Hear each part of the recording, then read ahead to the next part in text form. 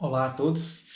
Vamos continuar agora o estudo do segundo capítulo do livro Instrumentos nas Mãos do Redentor. E esse segundo capítulo chama Nas Mãos do Redentor. Nós vamos fazer hoje o estudo na segunda parte desse capítulo, porque não deu tanto para terminar no último vídeo. Eu terminei o último vídeo, teve um momento lá que eu falei sobre estarmos preparados para ser instrumentos nas mãos do instrumentista, né, que é Deus. E hoje eu queria falar sobre uma ferramenta muito eficaz que nós podemos utilizar para estarmos prontos para sermos usados nas mãos do Redentor, que é a Bíblia, né? A Palavra de Deus. Eu queria ler dois versículos lá em 2 Coríntios 5, versículos 14 e 15, fala assim, ó. Porque o amor de Cristo nos constrange, porque estamos convencidos de que um morreu por todos. Logo todos morreram. E ele morreu por todos, para aqueles que vivem, já não vivam mais para si mesmos, mas para aquele que por eles morreu e ressuscitou.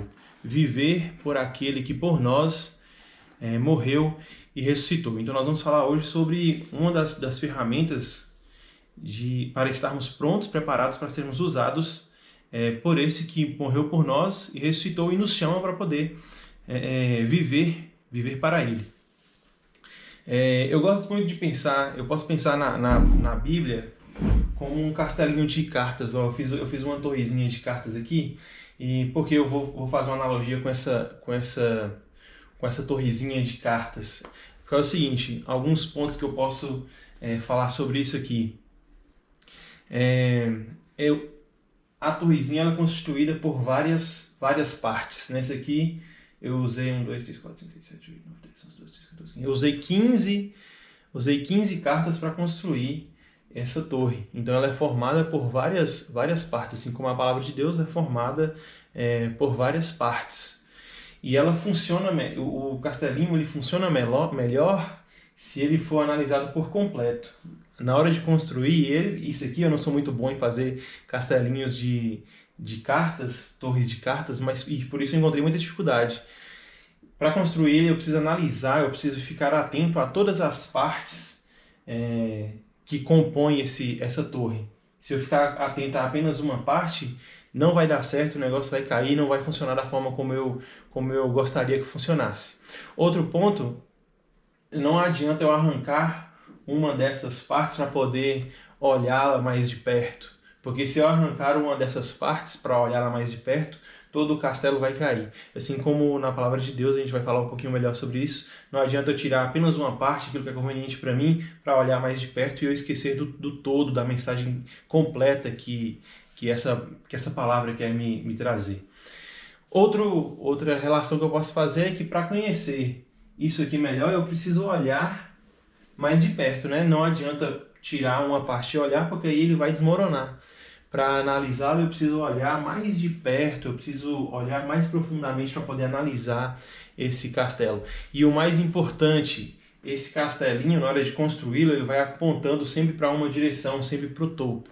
E no caso da palavra de Deus, ela aponta para uma direção que é Cristo, o nosso Redentor. Então, eu vou mostrar, né, se eu tirar uma das partes, todo o resto desmorona. Não adiantava nada eu tirar uma parte para poder analisá-la, sendo que eu vou perder agora todo o restante que compõe essa obra. Então vamos pensar em alguns pontos sobre usar esse instrumento, essa ferramenta que é a Bíblia, né? Primeira coisa, eu queria pensar no seguinte. Eu queria pensar quando a gente vai buscar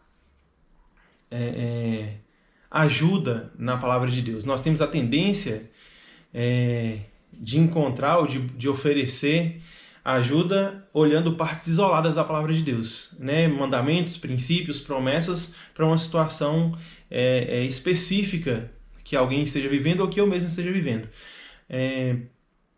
E analisar a Bíblia, a palavra, olhando apenas partes específicas, mandamentos, princípios ou promessas específicas para uma determinada situação, pode não produzir a mudança permanente que eu gostaria de vivenciar, ou gostaria que outra pessoa vivesse.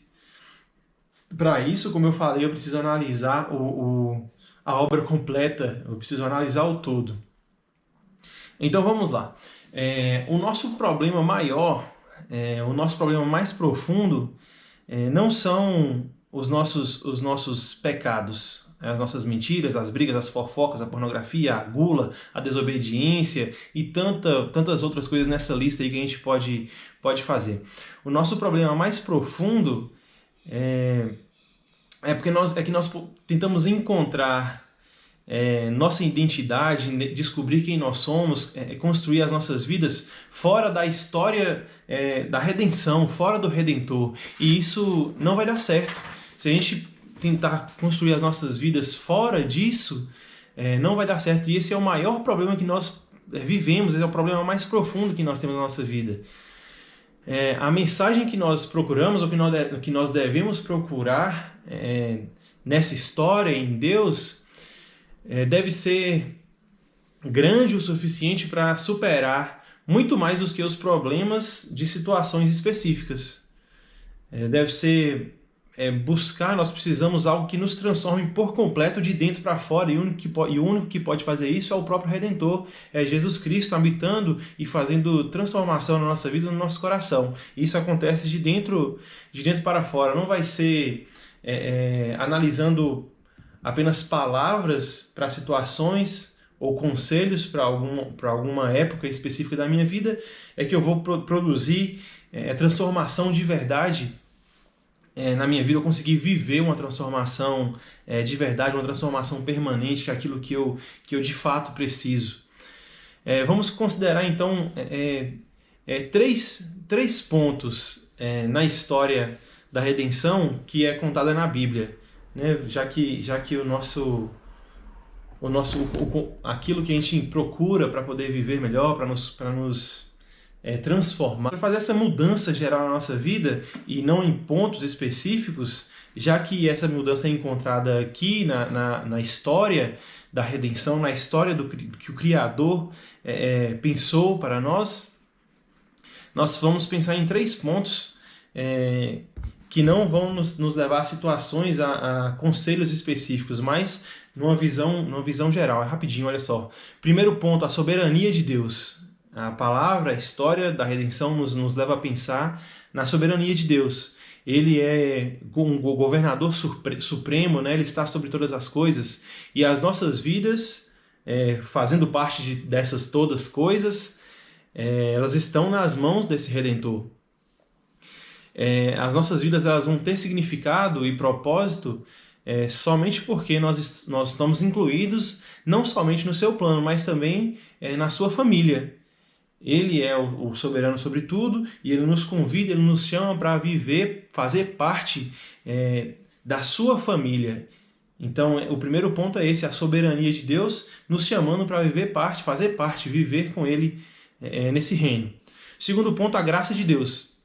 A graça de Deus ela é a resposta para a nossa rebeldia. Ninguém te obriga a agir de forma errada.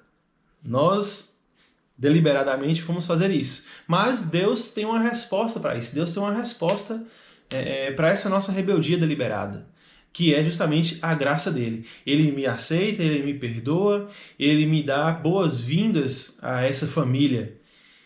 E eu conseguindo entender e viver essa graça, essas boas-vindas, essa dádiva, essa bênção, esse presente que Deus me dá, aí eu consigo estender isso para outras pessoas também.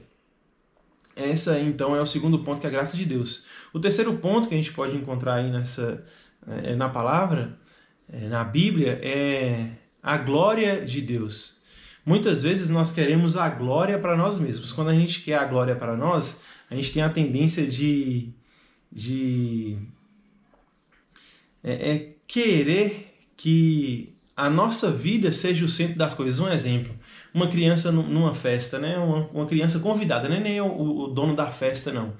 uma criança está lá na festa e ele começa a apresentar traços de chateação porque o foco não está nela, e alguém precisou vir falar com ela assim, ó, participa da festa, aproveita a festa, mas você só precisa entender que a festa não é sua, mas você pode participar, você pode aproveitar essa festa. Às vezes nós queremos que nós sejamos o centro da festa, enquanto o centro da festa, o dono da festa, é o Redentor, é o próprio Deus. Mas Ele nos convidou, Ele nos chamou para fazer parte dessa festa.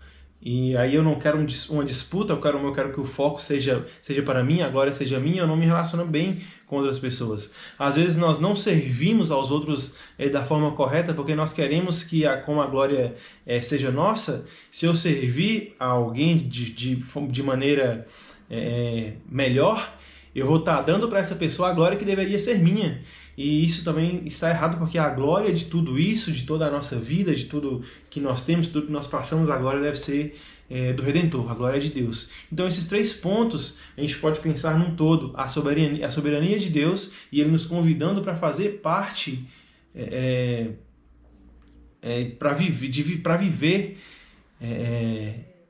o reino dele. Ele é soberano sobre tudo e nos chama para viver o seu reino. A graça de Deus, e Ele nos chama, Ele como resposta para a nossa rebeldia, ele nos perdoa, Ele nos aceita, Ele nos chama para a sua família, viver junto com Ele. E a glória daquilo que vivemos é dele. Nós podemos participar de forma maravilhosa desse reino, mas lembrando que a glória de tudo isso é do próprio Deus. Então, entendendo e buscando viver e ensinar essas coisas baseadas na palavra dele, nós podemos encontrar mudança permanente na nossa vida. Não apenas buscar pontos específicos, retirar um ponto específico para oferecer a resposta, mas buscar de fato qual que é o centro disso tudo, que é o próprio Deus querendo nos transformar, querendo nos modificar permanentemente. E isso, conseguindo entender isso, conseguindo viver isso, seria maravilhoso. Eu espero que Deus te abençoe, que essa palavra possa fazer diferença e mudança na sua vida. Não a palavra que eu estou dizendo, mas eu estou falando a palavra de Deus. Tá bom? Abra o seu coração e deixe que Deus te use através disso, te fale através disso. Tá bom? Deus te abençoe muito. Tchau, tchau.